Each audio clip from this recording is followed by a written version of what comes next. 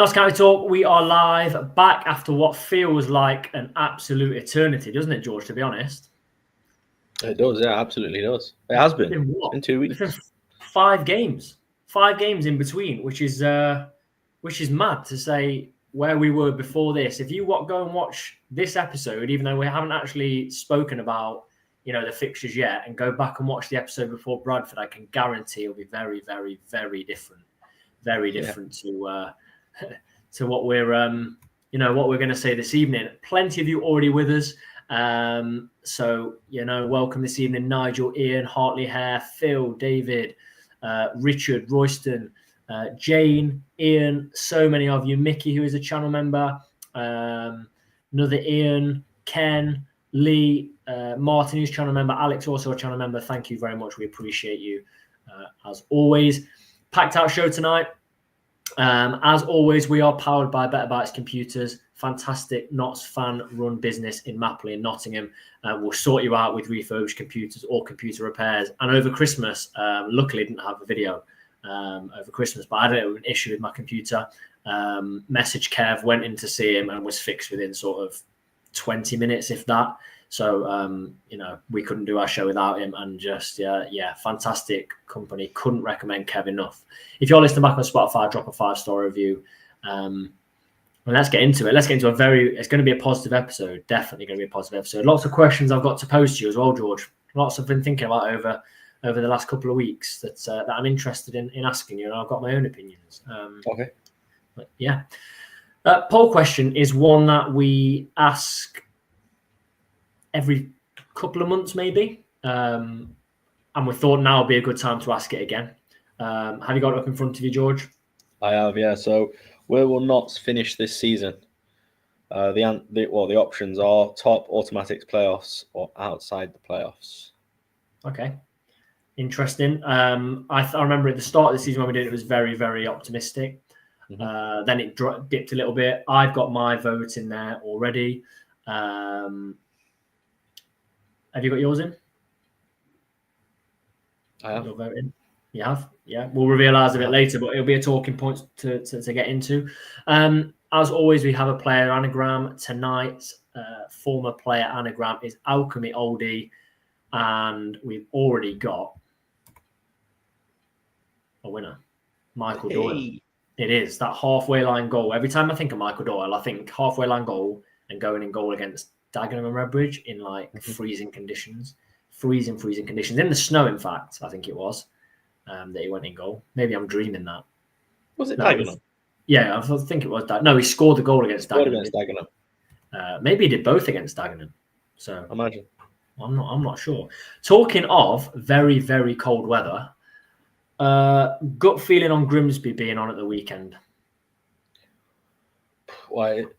They've put something out, and they to say that there's no reason that the game shouldn't be on in some sort of sense, but it's obviously very cold, isn't it?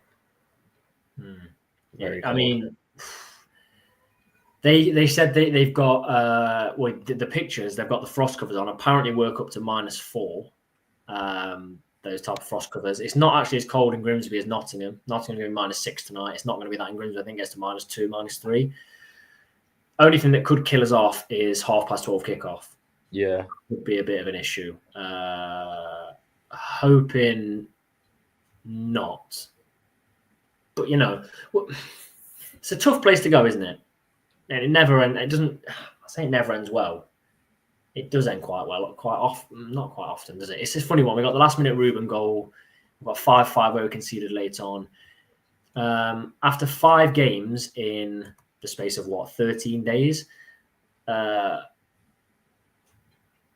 you think that's even a factor anymore, like an extra week's rest, or?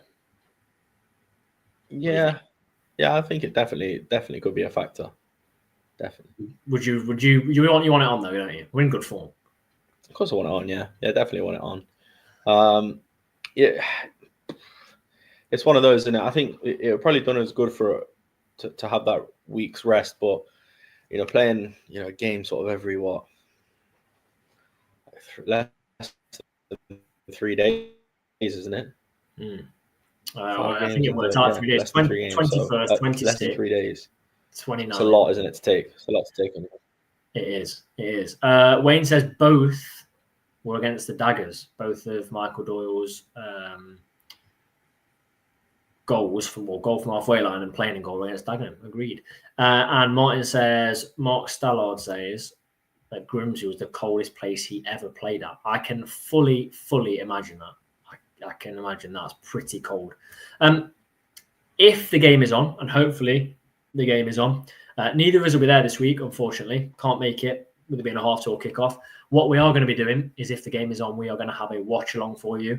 We did Barrow earlier in the season, was really, really well supported by you guys. So we're going to have another one for Grimsby. So if you're new to the watch-alongs, it's what it says. We watch the game at the same time as you, and we just chat to you in the chat, read out your questions, reply to your comments, and just watch the game, give our thoughts as it happens.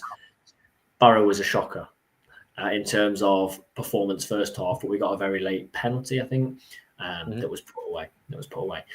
We usually have an opposing fans guest on. We don't this evening. We don't have a Grimsby fan on. What we do have is we have a Shelburne fan on, coming to talk to us about Will Jarvis, which I'm very, very excited about. He'll be joining us in sort of 5 or 6 minutes. But I am excited. I'm excited to find out what he's all about. I am. Before that, George, let's just dive into the festive period. Talk about what your thoughts were going into Bradford at home, MK away, Cheltenham away, Walsall league leaders at home, and Swindon at home. Yeah, I was dreading it, to be honest. I think if you look, like you said at the start of the video, if you look back at our episode before Christmas, we were very sort of down, weren't we? I was saying I'm close to being Maynard out because it was bad, and we've just come off the back of a big loss with a bad performance as well. It's one of those, isn't it, where you can kind of take it on the chin a bit if you're losing a game, but if the performance isn't there, and people don't look too bothered, it can be concerning. So yeah, the contrast between that and this is completely night and day. Some of the performances that we've seen, look, I know we lost against Walsall, but that first half performance was fantastic. Some of the football that we've seen, and I've got to say, David McGoldrick, to say he's, this could potentially be the last season of his career. I hope it isn't. I mean, if he carries on playing like this for another month or two, I think we should probably offer him another year. But the way that he's been playing, he's passing, breaking the lines, and just picking out just some fantastic passing range. I've been impressed, and it's been a complete 180 turn, hasn't it? You said the best is playing some, like Didzy's playing some great football, and could be the last season of his career. But you did say to me at the game the other day, get him on another 1-year contract. Yeah, without sounding too harsh, I think we have to sort of be careful. I think obviously a player of his age, they can sort of lose it a little bit, can't they? You hear the saying, don't you? Leave the football before the football leaves you. We don't want to give him a year and then sort of towards the end of the season he just completely starts bottoming out. You know what I mean? So I think we need to assess it well, because he'll be on good wages. That's my concern. And I think if he has an extension, it'll probably be a little bit less, but it'll still be very good wages and probably one of the top earners at the club. So I probably wouldn't do it right now, but maybe in like a couple of months if he's still sort of up there and he's still, or even at the end of the season if he wants to push it that far. Yeah. But he has been phenomenal, immense. I think how we finish the season dictates that, because we've got him playing some fantastic football. But then if we were, and let's say fingers crossed, we were to go up, and we can talk about that because we're in the playoff mix, as will podcasters of other teams, Walsall, Port Vale. You've got to start talking about it. Then you've got to think a year older McGoldrick playing in League One, which is going to be a massive step up for the whole squad. You've got to think then. Yeah. But in terms of this season, people picking out Crowley, but then recently a lot of away fans, Swindon especially, picking out David McGoldrick. They must be sick of him. absolutely sick of him. But here, like Mark said, I think Dizzy wants to get his promotion, then he'll feel like it's job done. Imagine that. Imagine if we got promoted, Dizzy could say that he did it if it is his last season. But you know what? I don't know what it was. I think it was the whole squad's performance. He was dead on his feet by this time last year, and I don't think we've used him an awful lot less. Like, we've been smart, but he was. Am I imagining it? I think he was absolutely out on his feet in like mid-December. It seemed like. I'll be completely honest. I don't actually recall that. I don't recall it. But then that does coincide with where we completely dropped off as well. Yeah, it does. Yeah, maybe. But didn't he say in a recent interview that it's the fittest he's ever felt? Yeah. That's insane. It's crazy. Yeah, scored twice at Grimsby in Jan last year. What I thought was the winner. He scored from Jody's cross in the first half, and then thought he got the winner in the 92nd minute. That I watched the highlights again of that. It sums everything up. Summed the last season up. That's when we should have known that last season was just going to fade away. We conceded 5, and we scored in the 92nd minute and still didn't get the win. But no, I think we went on a little bit of a detour of what we're talking about then with Didzy. But yeah, the festive period has been absolutely outstanding. Are you going to give me the answer of the player I just looked at? But who's been your player of the festive period? That's a good question. I think there's 2 for me. Obviously, McGoldrick, I've already said.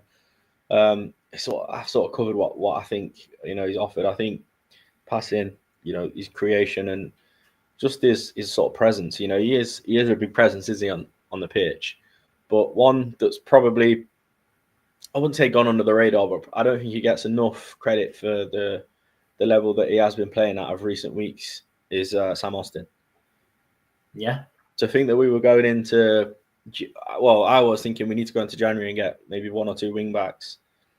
I don't think we do anymore. We've got Cerullo who's coming back. Sam Austin has been phenomenal defensively as well. He offers so much going forward. He just genuinely, who did we play in the last game? It's escaped my mind. Whoever it was, he looked like a different player. Yeah. He looked like a completely different player. I couldn't believe how improved he was. So, yeah, I think Sam Austin for sure. When you've got Sam Austin nutmegging fullbacks and putting crosses in, like, I haven't seen him take players on. He got a goal away at, effectively the winning goal away at Cheltenham, because it was the one that put us 4-3 up. I know we scored a late goal to make it 5-3, but it's the one that put us 4-3 up. I think he's been unreal. So I'm going to put. You've got Sam Austin in the mix of the best player of the festive period. You've got David McGoldrick, and 100% I'm putting George Abbott in there. 100%. George Abbott has been absolutely unreal. What about this? George Abbott better than Grealish at Notts.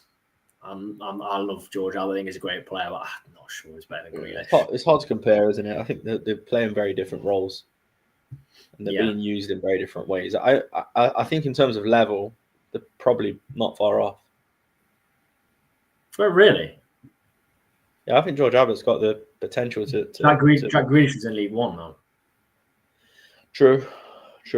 But no, I know what you're saying. It is a hard comparison, isn't it? Like I said, it's a difficult comparison, but I do think that he's definitely got the potential, and the level that he has been playing at is definitely there. Yeah, he is. We're going to get our guest in like 1 minute's time.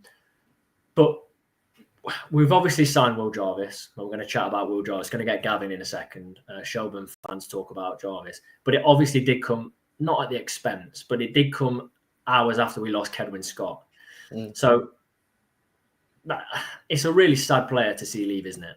Kedwin scored the winning penalty at Wembley after the miss against Ben Foster in the Wrexham game. It's really sad to see him leave. I feel like he was one of sort of the iconic players in that promotion season a few years back. Yeah, definitely. And I messaged you, didn't I? Say I'm gutted it didn't really work out for him this season, because I was singing his praises going into this campaign, thinking that he was gonna potentially be, first choice, if not second choice striker. But it's just not materialised like that, unfortunately. He's got to move, hasn't he, back to a club that he's already played at, Carlisle. But yeah, it's a shame.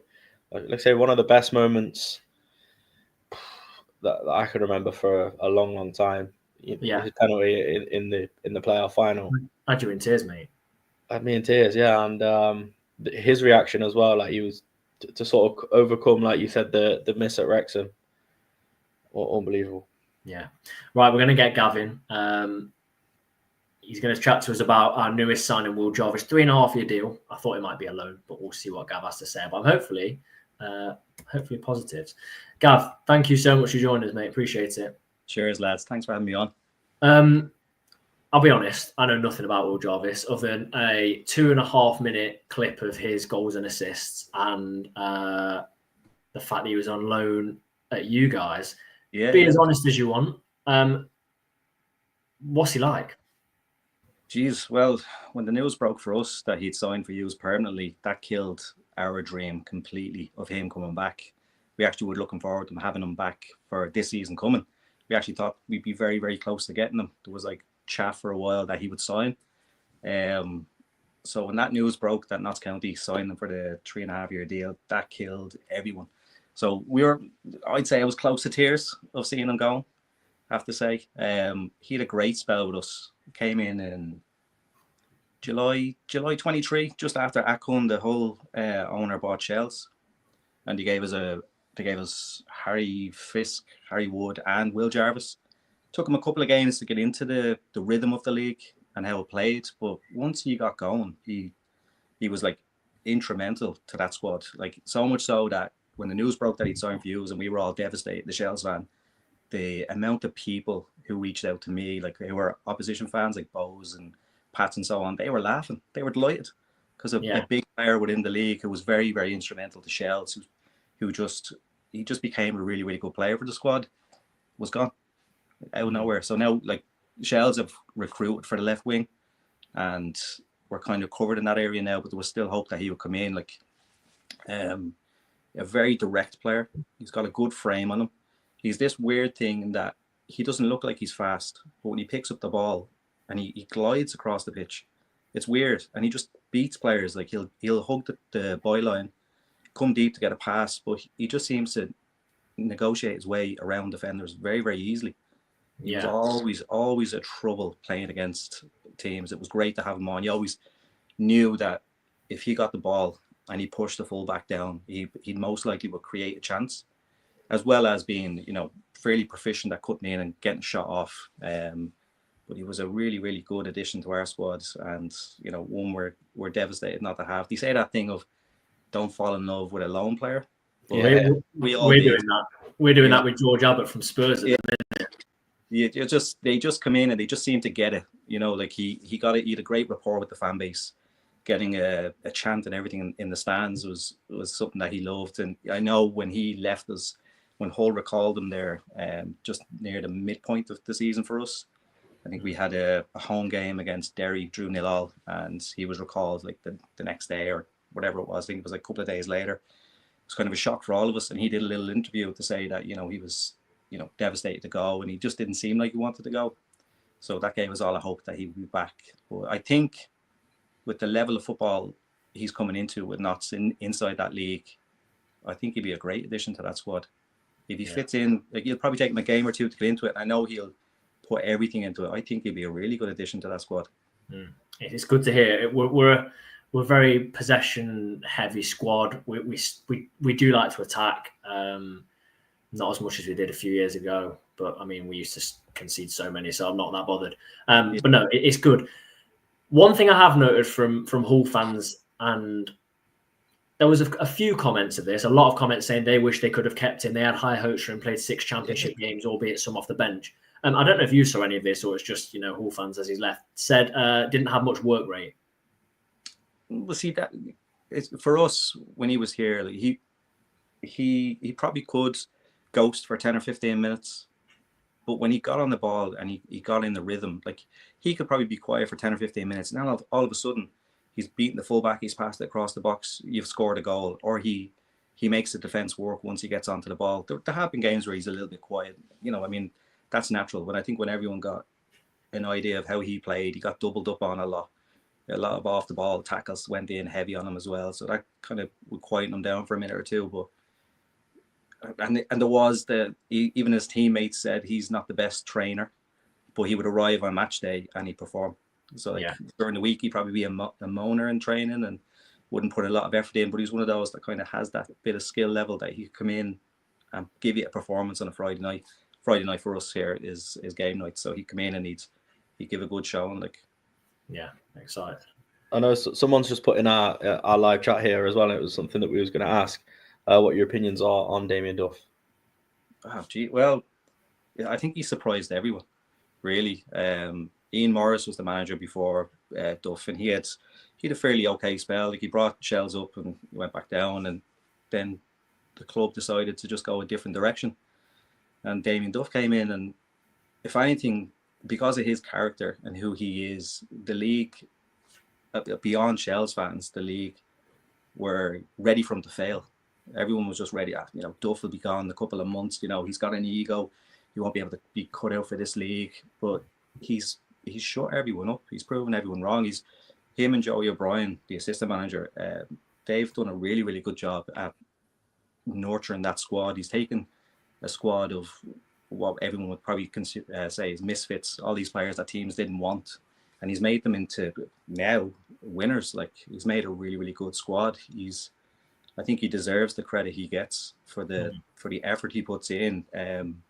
He, from lots of podcasts I've heard him on, and interviews, and people who know him in the game have always said that he's like addicted to it. Like, he loves Shelbourne. He loves proving people wrong, and obviously he's a winner himself. He's won in his own career, and he wanted to bring that back. And he's brought a club that's been yo-yoing up and down and on the brink of extinction back to glory. Like, 18 years since he last won the league, and there in November won the league title within 3 years, a 25-1 shot, where everyone said that Shells would be relegated, that he would walk away after 3 months, and cup final in the first year, European football in the second year, champions in the third. So you could say we all love him.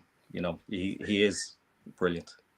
I mean, we're adding a player. You talk about that European experience, played in the game against Zurich, and a league winner. Well, we are. The league is probably maybe out of our reach. We're 12 points off. I mean, I think everyone's 12 points off. But you're adding a player that's already gone and done that at a young age. I mean, surely a winger playing under Damien Duff, you've got to learn so much from that. I mean, it's got to be that's you can't get much better than that.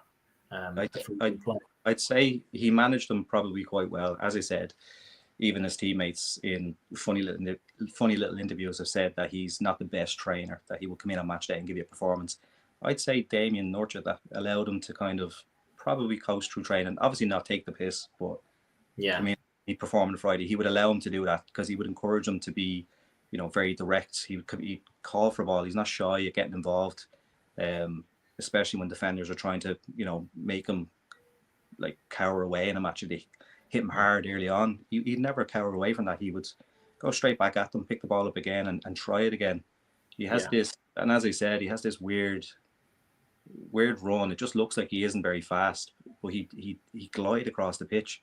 The ball would stick to his feet, and he would just be between two defenders before you know it, and he's creating a chance, having a shot, scoring a goal. I don't know if you've seen. You said you watched the compilation of his goals.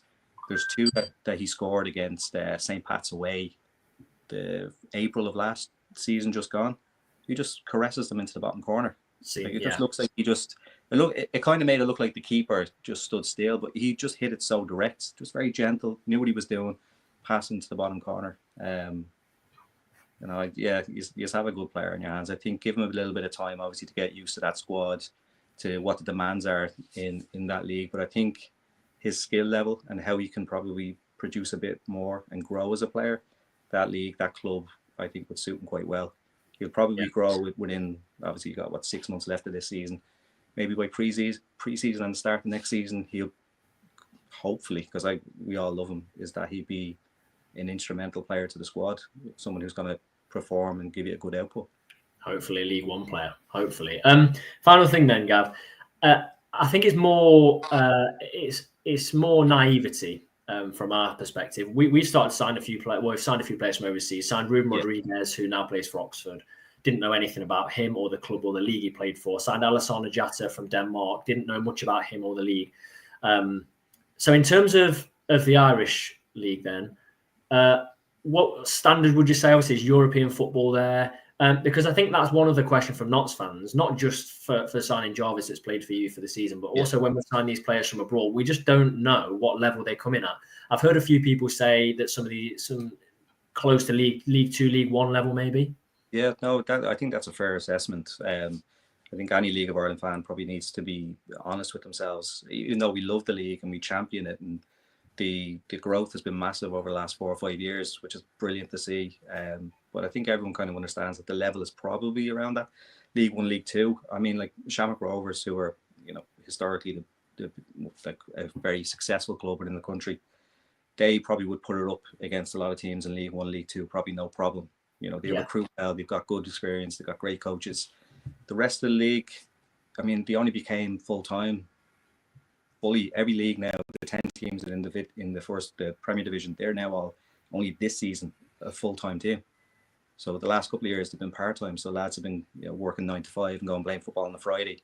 So the level has yo-yoed a bit, but it's definitely taken a good rise in terms of its technical ability of players that were in the league. It's not a kick everyone Sunday league type of vibe. I think he'll sue the league that he's going into, League 2 and even League 1. I think he'll be fine in those leagues. Let's hope so. So there's I'd say that's probably the closest comparison. He's used to where he's played in our league and he's flourished quite well. I think he'd be fine.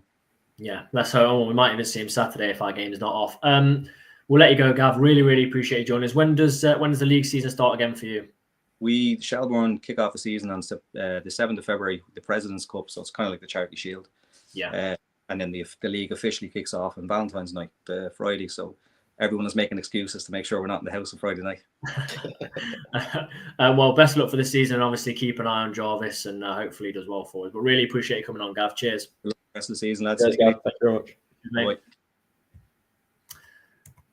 Bye. Okay, well, I'm excited.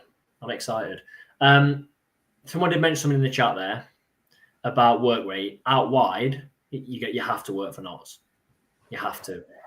Yeah. You look at Sam Austin, you look at Nick Cerula. So that offers the question, is he going to play more central?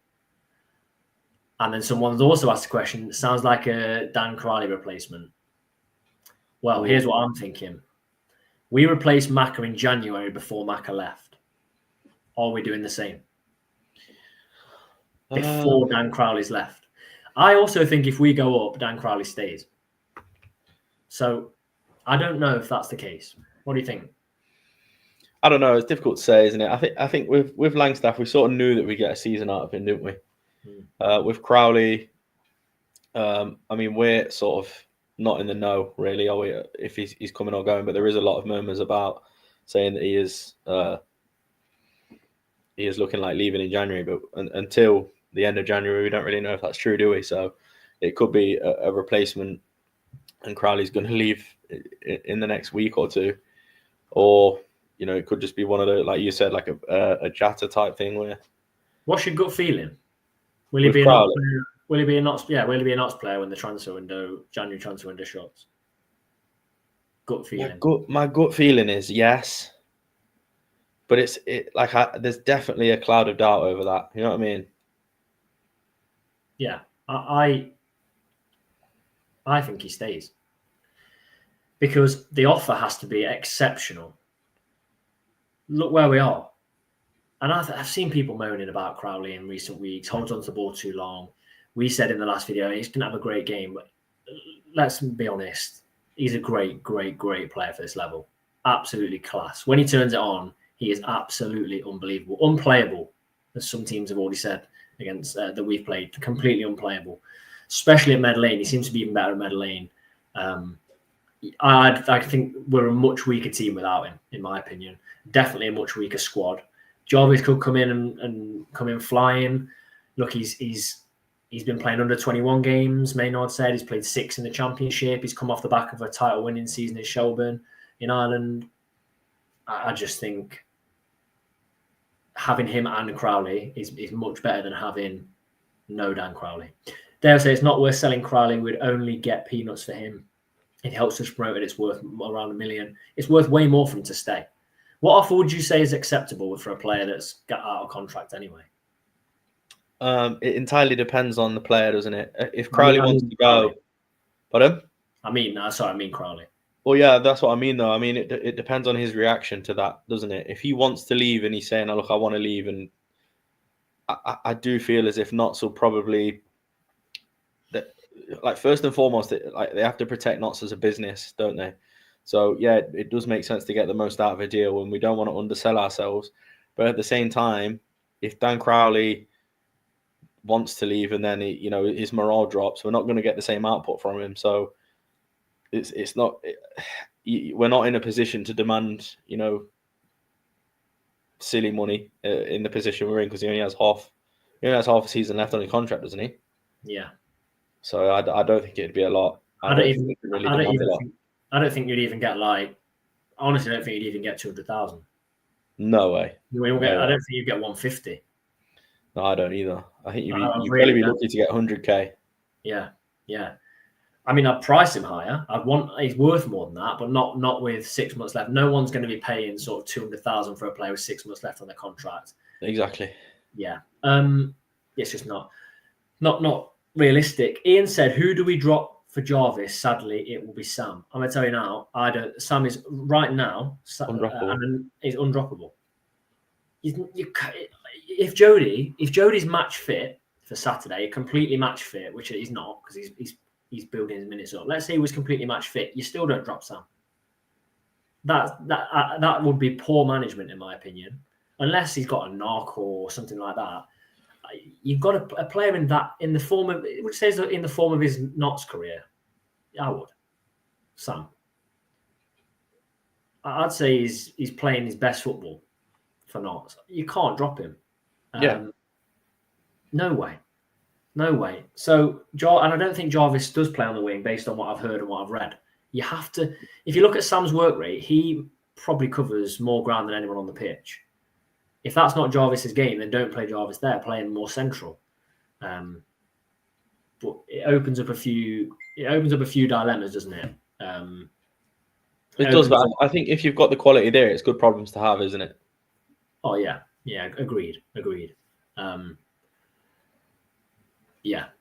know what you're saying, but I don't think Dan Crowley's leaving to go around the houses to explain that. I don't think he's going to. So okay, fair enough. Yeah. Nobody immediately gets dropped for Jarvis. Ewan says, yeah, I agree. We can't just recruit replacement. Squad depth is key. Talk about squad depth.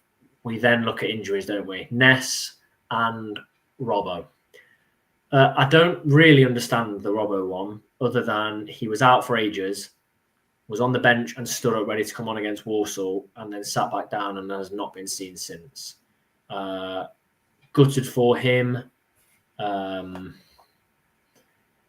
Yeah, I am gutted for him. But I think Ness, like you knew Rob had this injury. Ness, for me, is the more gutting one, in my opinion. I don't think he played a minute last season for anyone. And there does seem to be something from us that is look for players that have injuries or have had recent injuries and you get them for a cheaper price. And sometimes they work, sometimes they don't. Jody's a great example. He's definitely worked out. Ness, he's out for the season. How many games has he even taken to get back to fitness this season? He's played 7 league games. He did play 14 last season, actually, sorry, but then was injured for the rest of the season. So, I don't know what to say. Here's my question to you. One of the questions I was thinking. Do you recruit to replace Ness, Robbo, both or none? Thinking about the Rob McDonald, Edwards coming back. What do you think? I That is a good question. I would potentially bring in another midfielder, I think. I'd be the opposite. I'd bring in another defender. I don't know how long Macari's out for. What? So we've got Macari, McDonald, Bedu, Platt. Am I missing someone? 4 central defenders. 4. That's 4. 4 central defenders. That's Mm. it. Kunde as well. Kunde, yeah, I knew there was someone else. Yeah, that's 5. That's a lot. But we had 5 before. We had 6 before Ness was injured, and now you've got Macari injuries that we don't know anything about as well. Although you have got I was going to say you've got the cover of Abbott going into defence, but you'd never taken Abbott out of midfield to put in defence. Yeah, you don't really want to be doing that, do you? Because that's going to disrupt the squad. I don't think you recruit another midfielder. Because players that can play centrally, Matty Platt, George Abbott, Edwards when he comes back, Conor Grant, you've got Dan Crowley that drops in there. You've got the option of Sam Austin, but yeah, true. But then probably not, But then, what if we get to this like halfway through Feb and all of a sudden 2 centre mids pick up a knock? They'll just have to play through it. Broken leg, play through it. Play through it. Play through it. It's a tough one, isn't it? Because that's why January is so important. You don't want to make your squad so big that you've got players just sitting around on the bench. You don't want to make your squad so thin that you're going to be left short if you get injuries. It's a really tough one. It's a really tough one. I don't know. Play Giovanni Brown at centre back if needs be. Put him there. Yeah, I'd take that. A lot of people saying depends how long Macari is out for. McDonald being left footed will come unstuck on the right. Centre mid Edwards near to return. Platt and Bedu injured. We are screwed, says Ian. I kind of agree with that. We're in a bit of a mess if either of those gets injured. Yeah, but we would be anyway. Martin said here, don't forget Hinchy. How could I? Play that incredible ball through at Cheltenham. I wouldn't recruit another centre mid. We would be anyway, though, I think. If Bedu and Platt got injured, regardless of if we had another 5 centre-backs behind them, do you know what I mean? We'd still be screwed. You think? 100%. If Platt and Bedu got injured. Yeah, I agree. Platt and Bedu. What about this is Platt or Bedu? I still think we'd be in a bit of a mess. We'd be in a bit of a mess, but it won't be the end of the world, I don't think. Who'd be the biggest issue? I think Platt, Yeah, I do. Big fan of Platt. Yeah, even though Bedu's good, got recovery pace, and gets down the wing a lot to support attacks, Platt is unreal. Yeah, Richard Maynard did say that Ness may be back end of the season, but it's a big ask, isn't it? It's a big ask. Someone has put in the chat, we are 2 subscribers away from 4,000. That's how it looks on YouTube. We're actually 12 away. No, not. We're 18 away. We're at 3.98k. If we could get to 4,000, that would be absolutely incredible. And we'll be very, very grateful. So if you're not already subscribed, please do subscribe. We're going international for guests, look. Just got a show on. We're international for guests. So basically 2 pit bulls sat here. Yeah. International. Just the worldwide. We've dipped into the European competition, haven't we? We literally just spoke to someone that's teams play in Europe. I mean, incredible. Let's see if Grimsby's on. But if we get a win there, we then go away to Accrington. If we can get 4 points out of those 2 games, bring it back to Bromley and Carlisle at home, it'd be great, as long as Scott doesn't score past us. Go to the poll question then, George. And we'll see. Give me a second. So the results are in. The results are in. Where will Notts finish this season? 0% say outside the playoffs. And there's 131 votes on this, by the way. I think that's crazy. 39% say playoffs. 56% say automatic. 5% says top. What did you vote? I voted playoffs. I heard automatic. Nice. I voted automatic. I just think the opportunity is there now. We would never have thought, sat doing the Bradford preview, that we would come back here with 12 points from 15 and absolutely destroy the top of the league in the first half and just tire in the second, capitulate. We could be sat on, if we'd have taken our chances first half, I know it's ifs and buts, we could be sat on 15 points from 15. What did you make of being put on the Walsall official TikTok? Oh, it's great. Great. What they made. It didn't make sense. It didn't make sense, did it? I don't want to sit here looking like I feel really salty about it. I'll hold my hands up if something's funny. The bit where Jordan says, "I don't get how these are top of the league," that's funny because it's on trend, in it. They ended up beating us, but I don't know. The bit where you say Walsall could come out second half and score, and then I looked into the future there. It's what happened. Exactly. So I don't know. I think it's compliments to us, isn't it? It is compliments. I mean, maybe Walsall media team. We could go maybe train them to be funny. I don't know. We've invoiced them. We have. We have. And they got like 400 views. Yeah, I'm waiting for. We're waiting to hear back, aren't we, from like a bounty hunter to go and retrieve our money. So yeah, hopefully. I just can't see it. I just can't see it. But I've bookmarked that video actually, just in case. Just in case. Here's my question to you then. My last question is: do Notts have the best squad in the league? Oh, I don't know. I'm just going to give you my answer straight away. Yes. Tell me this. And I know we don't know every squad inside out in squad depth. That's what I mean. It's a bit silly, isn't it? You just said you don't know the squad depth in terms of depth. I don't know like bench and things. In terms of a fully fit squad, Jody, incredible. Didsey, incredible. Yeah. Matty Palmer, incredible. Matty Platt, incredible. Jatta, how many goals he got this season? 12, 13? Incredible. Class. Nick Cerula, class. Incredible. George Abbott, class. Incredible. Jacob Bedu, class. Giovanni Brown, class. Incredible. No, but seriously, look at that squad. Giovanni Brown. I think Giovanni Brown's. I think he's had a hard time. No, I don't think so. No, I think fans getting on his back more than is necessary. I think he's as bad as people make out online at all. Everyone needs a scapegoat. Yeah, exactly. It's just a bit silly, isn't it? But I don't think he's not had a great time, has he? But no, I do think, and I asked that question because, and I said it already in this video. I said it in our chat. Get January right, and we're sorted. In terms of if players come in and they hit the ground running, and we continue to play as we are, we've only been good for, what would you say?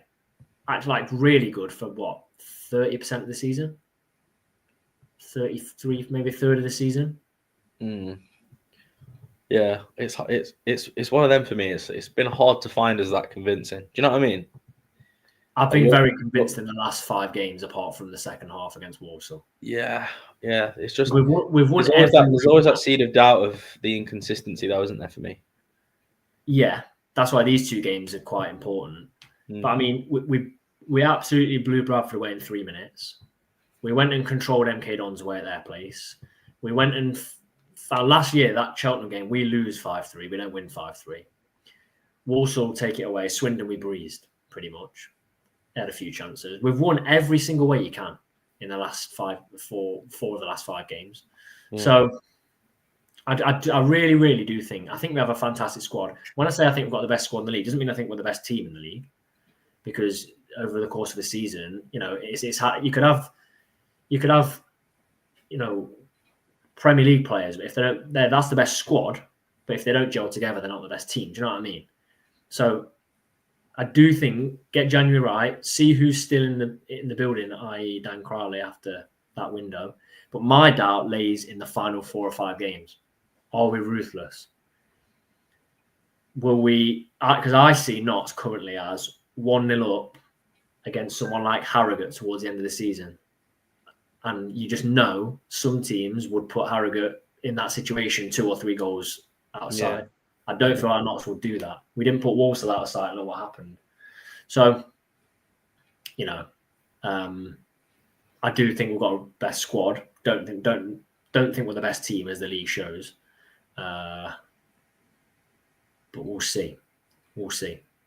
Maybe I'm getting ahead of myself. Maybe there'll be a clip when we lose 4 out of the next 5. But yeah, Grimsby are a weird team. They've lost 12 out of 25, and they're in the playoff mix. they've lost 12 and won 12, haven't they? Yeah, drawn 1. Unpredictability there, mate. Draw at the weekend. I'd take a draw though. I'll probably take a draw. Would you take a Desmond? Yeah, would you? Probably would, yeah. Yeah, fair enough. Line up then. Let's go through it quickly. Bass in goal. Mm-hmm. McDonald, Platt, Bedu. Yeah. Who are your wing backs? Austin and Cerullo? Yep. Abbott and Palmer? Yep. Didzy, Crowley, Jatta? Didzy, Crowley, Jatta, yeah. Easy. It's like a nursery line. Obviously, you bring Jarvis onto the bench. Maybe. Yeah. No, I'll bring him on. You could potentially have Jarvis on the bench. Jody Jones on the bench. No, there's finally attacking options. Martin, we're not even mentioning this. I would definitely keep Martin. Actually, maybe put Martin in over Cerullo, you know, because I think he's been all right.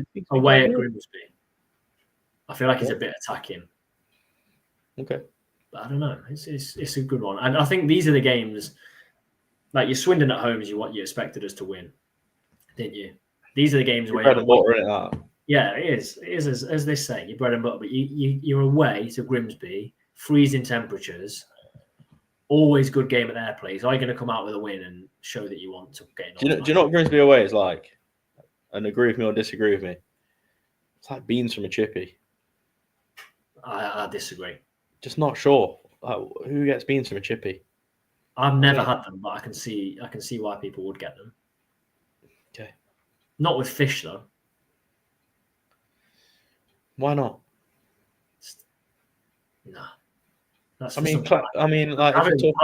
you can have a classic fish and chips, it's mushy peas in it. But I mean, it's not at the end of the world. You don't have beans with fish and chips. You have beans with the pie. I'm not convinced. Okay, fair enough. We're not getting onto this again because this has caused awful comments. Inundated with beans comments. But there we go. So it was great to have Gavin on. Great to have a different perspective, wasn't it, George? Really, really was great to have a different perspective. Not just an away fan. When we spoke to Grimsby fan earlier this season, it would have been, I just thought, let's chat to someone that can give us a bit more insight into Will Jarvis because it's all guesswork at the minute with him. But we are 18 subscribers away from 4,000. If we could get that before or on the watch along, that would be absolutely incredible. Let's have a quick look. Let's have a very quick look at if we've gained any. We have. We're 17 away. We'd absolutely love that. Shaking. Shaking. So appreciate that. Thank you all for joining us. Massive numbers this evening. It's getting interesting in League Two. We're over the halfway stage. Fantastic turnaround since our last episode. 4 wins from 5, going into Grimsby away. Really, really hoping it's still on, especially for the people that are travelling down early. Hope the game is on. And if it's not, that they give us a lot of notice. If it is on, you can watch the watch along with us. If you decide to watch the watch along back, still leave a comment. Let us know what you think of the game. Please do subscribe to the channel. And as always, leave us a like because it helps us out massively. My score prediction as we leave is Notts 2, Grimsby 1. George? Notts 2, Grimsby 2. There we go. Let us know yours in the comments below in this video.